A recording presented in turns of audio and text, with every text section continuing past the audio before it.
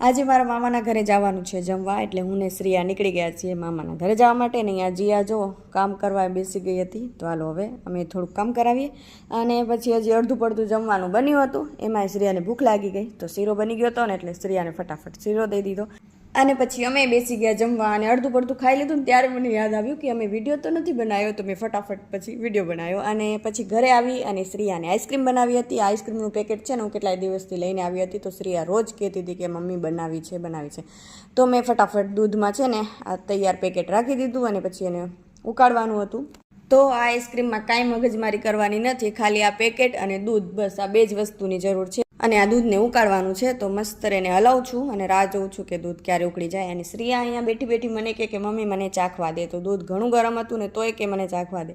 તો બસ મેં એને પછી ચાખાડ્યું થોડુંક, અને પછી હવે મેં એને ઠંડુ કરવા માટે છે ને આ બરફવાળું પાણી હતું ને એમાં રાખી દીધું અત્યારે, કેમ કે છે ને જલ્દી ઠંડુ થઈ જાય. અને પછી દૂધ ઠંડુ થઈ ગયું એટલે આ પ્લાસ્ટિકના ડબ્બામાં ફટાફટ મેં એને રાખી દીધું, અને પછી ડબ્બો પેક કરી અને જવા દીધો ફટાફટ ફ્રીજમાં.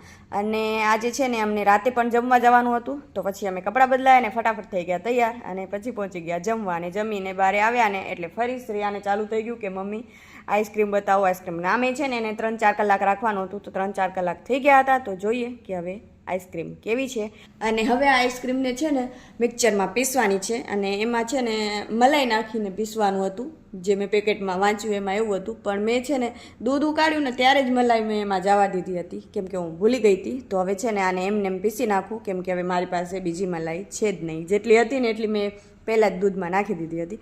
તો હવે આ એકદમ પીસાઈ ગયું ને એટલે જો થોડુંક ઘાટું થઈ ગયું છે, મલાઈ નથી તો પણ.